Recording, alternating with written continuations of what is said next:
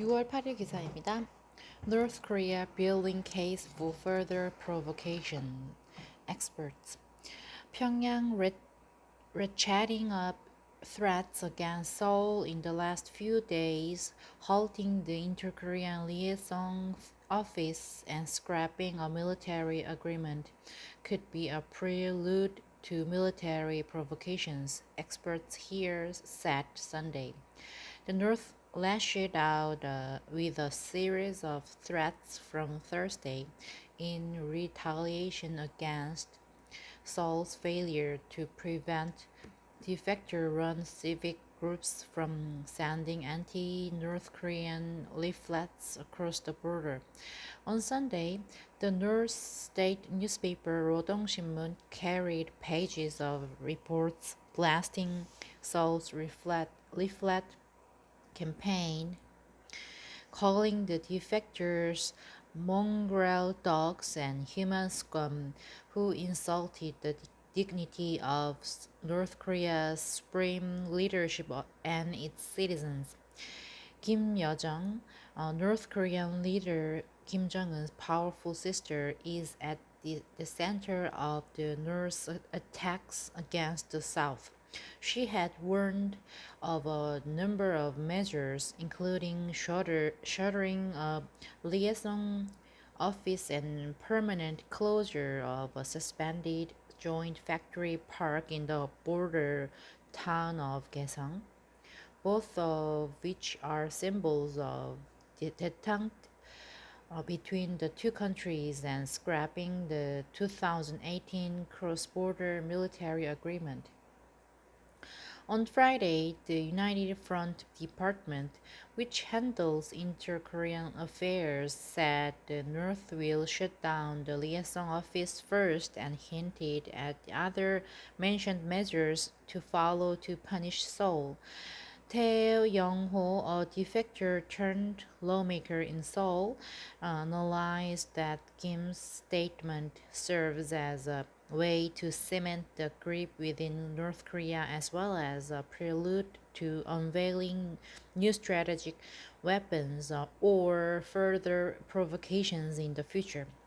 If Kim intended to pressure the South Korean government to stop the North Korean leaflets, the North could have announced such measures through the North's propaganda outlets against the South, said Tae. But announcing in the Rodong Shinmun, which is read by North Korean citizens, is aimed at strengthening domestic unity, not directed to the outside world. If Kim Jong-un judges there will be no progress on relations between Pyongyang and Washington and with Seoul, it could introduce new strategic weapons to increase its bargaining power against the US and South Korea and ways to overcome North's domestic situation, which is shaken by economic deterioration.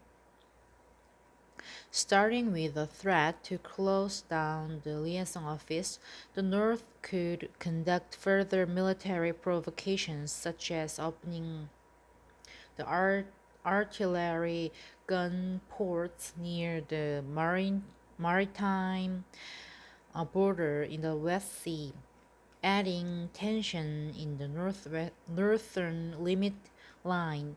Park Won-gon, a professor of international politics at Handong Global University, told the Korea by elevating tension on the Korean peninsula, it intends to pressure Korea to resume halted Kumgangsan tours and the Kaesong Industrial Park through urging the US and international society to lift sanctions. The North is pressuring the US through the South. Park also added that the North is aware its threats work as the unification ministry on Thursday revealed its plan to legislate a law banning the leaflet launches just a few hours after Kim Yo-jong's blasts, and will likely continue to pressure to get its way through. Yang Mujin, a professor at the University of the North Korean Studies, said if Seoul does not come up with corresponding actions as it promised, it could make further provocations. If the South Korean government doesn't ban the leaflets and doesn't come up with follow-up actions, the North will accelerate pressure against the South, he said. For North Korea, it had given into what South Korea had asked for, such as the military agreement and the Panmunjom Declaration, but they feel as though the North gained nothing from it, as the U.S. North Korean negotiation faces a deadlock. It is putting blame on the South for not actively working to improve inter-Korean relations and with the U.S. Yang also stressed Yeojang's statements confirm the elevated status for the leader's younger sister as the number two of the reclusive regime. The UFT stated Yeojang ordered officials to look into implementing a series of measures against South Korea and that she is in charge of the inter-Korean affairs, he said. On such hardline threats, Seoul government on Sunday said it remains committed toward upholding the peace agreements between the leaders of the two Koreas. Our basic position is to comply with the agreements made by the leaders of the South and North, such as Panmunjom Declaration, the Ministry of Unification said, without mentioning the UFD's statement nor shutting down the liaison office. Seoul's foreign ministry officials had also discussed the countermeasures following Yeojang's statement Thursday with counterparts in Washington, according to the ministry on Sunday. Thank you.